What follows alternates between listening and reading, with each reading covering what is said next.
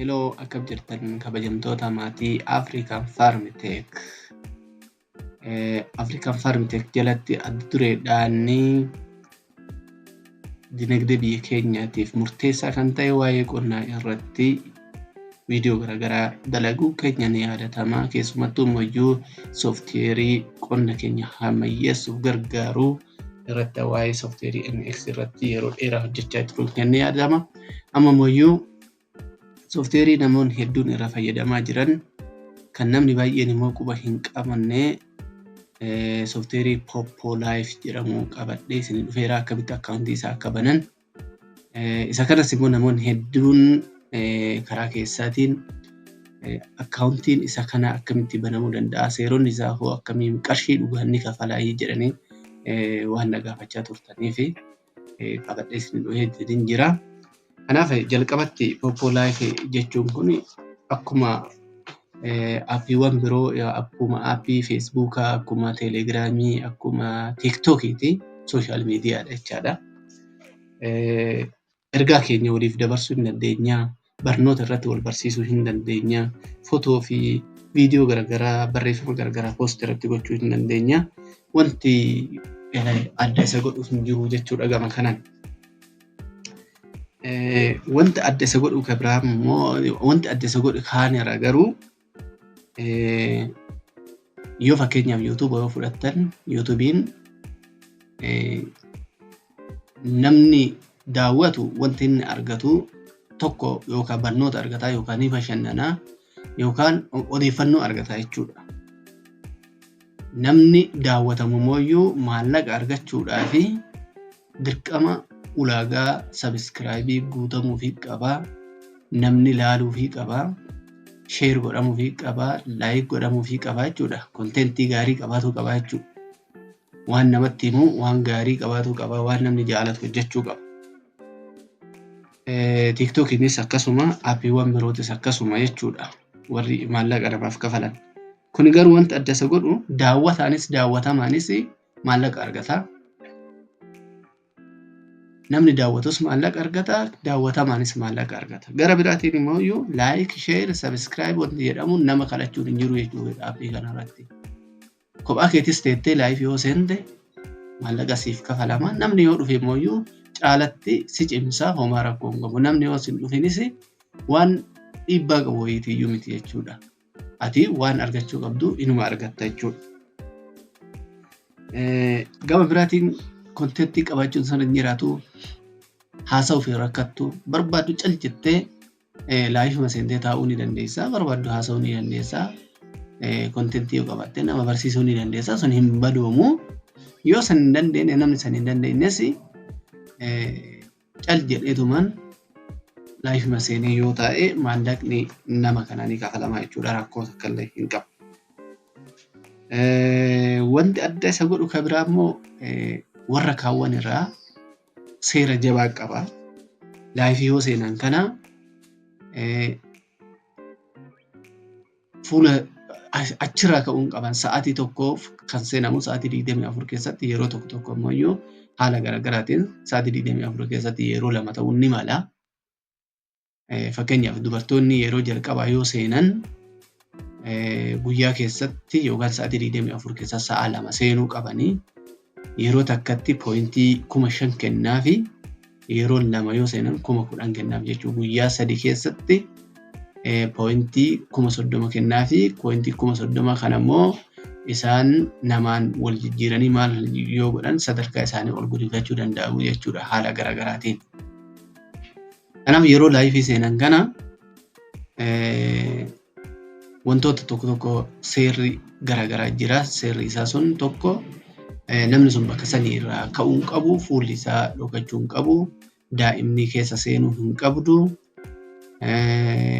bakka sanii ka'ee meeshaa fuudhee deebi'ee yoo inni taa'u teessoon inni irra taa'u sun mul'achuu yookaan immoo duubni gidaara isaa yoo mul'ate laayifii aappiin kun ni adaba jechuudha. Yoo adabe sa'aatii 24 adabuu danda'a, sa'aatii muraasaaf adabuu danda'a, guyyaa 3 guyyaa 4 adabuu danda'a, guutumaan guututti immoo akka aappii kanarratti hin deebine gochuu danda'a jechuudha. Kunniin seerota isaa kan eegamuu qabanii seeronni isaa kan biraatillee hedduutu jira. Kanaaf akkaataa isaa yeroo keessa seentan namoonni garaagaraa achi keessatti barsiisan ni jiru. Akkuma seentaniin immoo ejentii qabachuu qabdanii. Ejentii jechuun nama aappiin kun seera waan qabuu fi seerota waan baay'isuu fi seera san eeganii osoo hin adabamin maallaqa akka argattanii nama isin gargaaru ejentii qabaachuu qabdan jechuudha. Kan biraa appilikeeshinii kana eessarraa buufannaa kan jedhu ta'e jalqaba karaa lamaan buusuu hin dandeenya. Tokko pileestoorii moobaayila keenyaa keessaa buusuu hin dandeenya. Poppolaayif jennee galchinee buusuu hin dandeenya. Lammaffaa immoo liinkii namni sheer nuu godhuun buufachuu dandeenya jechuudha. Yoo nama fayyaduu akka barbaadan taate namni yoo liinkii namaatiin kan buufattan ka ta'u taate nama fayyaddu jechuudha. Namni sun haga doolaara 14tti yookaan immoo pooyintii 1,100 fi 1,140 argachuu danda'a jechuudha. Fakkeenyaaf amma liinkii poppolaayifii kiyyaa as jala kaa'ee jira. Namni haarawaa ta'e liinkii kiyya kana tuqee yoo naaf galmaa'u taate isarraa wanti hir'atu hin jiru. Anaaf immoo doolaara 14 naaf herreega jechuudha. Kanaaf hanga pileestoorii keessa seentanii buustan liinkii namni isiniif ergeen osoo buustanii nama sanis fayyaddanii ofillee ni fayyaddanii jechuudha. Kanaaf asumaan carraa kanaan koomentii seekshinii jalqabaat irratti liinkii kaa'eetiin jira waan ta'eef namni aappii kanaa wajjin dalaguu barbaadan liinkii san gattuu hidhanii buufachuu ni dandeettan. Erga buufattaniin booda immoo akkuma liinkii gadi buustaniin liinkii gattuu hidhaniin aappii kanatu isinii dhufa. Instaal gootu. Instaal gootan moobaayila keessan irratti haala kanaan uumama. Haala kanaan mul'ata. San booda achirratti kiliik gootanii jechuudha. Kiliik eega gootaniin booda immoo user interfacein isaa akka kanaan isin dhufa. Haala kana fakkaata yookaan immoo fakkiiwwan garaagaraa jiraachuu danda'a jechuudha gara jalaatiin. Garuu asirratti Facebook, email, login, email keenya ni dhufa. Haala kanaan akkaawuntii keenya banuu dandeenya jechuudha. Tokko karaan nuti ittiin banuu dandeenyu tokko karaa Facebook keenyaatiin banuu dandeenya. Asirratti yoo kiliik goone kallattiimaan Facebook keenyaan wal qunnamee akkaawuntii Facebook keenyaa isa fudhatee daayirektii nu banuu danda'a. Yookaan immoo asirratti kiliik yoo goone emailii keenyaan banamuu danda'a. Yoo asirratti immoo kiliik goonu taate jala kanatti fakkiin moobaayilaa tu jirti. Moobaayila keenyaan nu ergamuu danda'a jechuudha. Moobaayila asirratti kiliik yoo goonu lakkoofsa bilbilaa fi biyya keenya nu gaafata. Lakkoofsa koodii biyya keenya nu gaafata. Itti galchina. San booda immoo verification koodiitti nu dhufa. Verification koodii sun yoo nu dhufe immoo deebisnee verification koodii bakka sanitti yoo galchinu nuuf banaa jechuudha. Ammaaf mee ani karaa Facebook kootii fayyadamuudhaan yaabanu. Jalqaba garuu osoo yaachiin dhaqin dura iddoo tunatu jira. Iddoo kanatti aappii kana wajjin hojjechuudhaaf seerota isaa kabajuudhaaf iddoo tana bakka duwwaa jira. Isii tanarratti kiliik gootaniiti walii galtuu jechuudha. Walii gallee ni jirra jettaniin jechuudha. Iddoo kanarra kiliik gootanii raayit taatee san booda filannoowwan jiran kana keessaa takka Facebookaan tokko immoo iimeeliidhaan yookaan immoo moobaayilaan tokko irratti kiliik gochuudhaan banachuu ni dandeessu jechuudha. Amma afaan Facebookaan haa banu.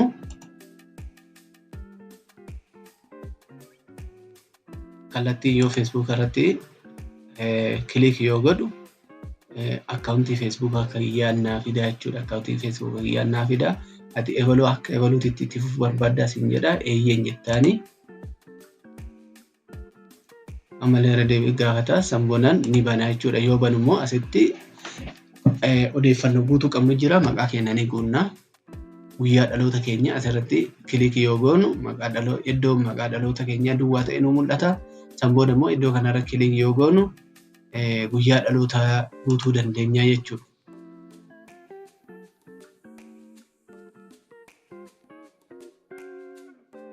Fakkeenyaaf maqaa goonee sanbooda amma asitti wanti eeggatamuu qabu tokko maalinni aappiin kun harka caalatti kan gargaaruuf dubartootaaf waan ta'eef irra caalaan dubartoonni haaluma laafaadhaan hojjechuu danda'anii, warri dhiiraas immoo hojjechuu ni danda'u, garuu xiqqoo warra dubartootaa haala waan jajjabeessaa kennaafi warra dhiirotaaf immoo hojjechuu barbaachisaa jechuudha. Kanaaf asitti dhiira yookiin dubara jennee hin guunnaa, male yookaan female jennee guunnaa jechuudha. San booda akkuma nu guunneen biyyi keenya amma akkaawuntiin kun biyya inni guutame wajjin namni wal fakkaatu nu dhufa jechuudha. Namni wal fakkaatu jechuun fakkeenyaaf nu akka biyya Itoophiyaatti yoo guunnu taate feesbuukni keenya sun biyya Itoophiyaa keessaa yoo ta'u taate yookaan immoo information nu guunne sun biyya Itoophiyaa ta'e namoota biyya Itoophiyaa jirantu iddoo kanarratti nu dhufa jechuudha. Egaan erga log in gooneen boodatti kan arginu mobaayila keenya irratti haala kanaan argina jechuudha. Isa kana jala kanatti kan arginu amma iddoo murteessan warra jala kana jiran jechaadha. Kanoota meeqatu jira? Tokko live ka'eettu, tuni immoo paartiidha, tuni meeseejiidha, viidiyoo minamina kan irraa ilaalluudha, tuni meeseejiin aappiin ittiin nu ergu, tuni immoo piroofaayilii keenya kan ittiin ilaallu jechuudha. Aappii kanneen sadeentu jira jechuudha. Aappii kanneen shanantu jira jechuudha. Aappii kanneen shanan haala kana keessatti kan itti fayyadamnu jechuudha. Appilikeeshinii kana keessa. Kana keessa hedduu murteessan hunda dursa kan dursuu qabu verification gochuudha jechuudha. Isii tana immoo asirratti kilik goonetti finna. Asirratti gara dhumaati irratti aikanii gara dhumaa jirtu tan ampuulii fakkaatu tanarratti kilik gaafa goonu piroofaayilii keenya nuuf fiddi jechuudha. Piroofaayilii keenya keessa asitti immoo out ta'etu hin jette authentication jechuudha. Authenticationii sana bira dhaqneeti ashaaraa fuula keenyaa akka kenninu achitti jechuudha. Asirratti kilik yoo goonu akkuma asitti argitan face authentication kan jedhu jira, blind phone kan jedhu jira. Isaa miti amma kan nu ilaallu face authentication kan jedhu kana jechuudha. Asirratti mee kilik haa goonu. Go jennaani. Achirra go yoo jennuuni optionii lama nuuf kenna. Tokko upload the photo of yourself jedha, start certificate jedha. Amma asitti maal godhuu qabna? Mobaayila keenyarraa footoo qabaachuu qabna, footoo keenya jechuudha. Sanii booda footoo kan asirratti kilik yoo goonu gaalarii mobaayila keenyaa keessaa footoo nuuf fida jechuudha. Haala kanaan footoo nuuf fida. Sanii booda immoo footoo keenya san upload yoo jennuun iddoo kanarratti nuuf uumama jechuudha. San booda maal goonaa? Erga footoo keenya bakka kanatti nuuf galeen booda abbichummaan footoo san ka'e amma start certificate jechuun qaba jechuudha. Maaliif footoo nama biraa achi galchine yookaan footoo waan biraa achitti galchine bakka kana start certificate yoo jennaan sirriin ta'uu nuuf hin fudhatu jechuudha. Dirqama footoo keenya asii galchine kana asitti namni sun jiraatu qaba jechuudha. Fuula nama sanii ta'uu qaba jechuudha. Sanii booda allow jennaani haala kanaan immoo erga start certificate jenneen asitti ashaangulliitiin nu dhufti. Akka ashaangulliitiin tun taatu taana jechuudha. Mucaan kun akka ashaangulliitiin tun taatu ta'a. Mee ilaalaa. Yoo isiin gad jettu gad jedha.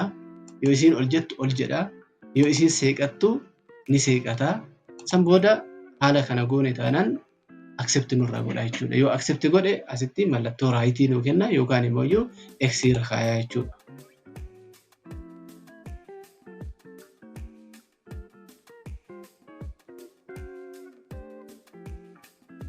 Haala kanaan amma kun asitti mallattoo magariisa jira, mallattoo raayitiiti. Kun asitti immoo eksitu jira jechuudha. Gaafa haala kanaan nutti fide irra deebinee asitti again kan jettu hin jirti. Irra deebineeti yaallaa nu fudhata jechuudha.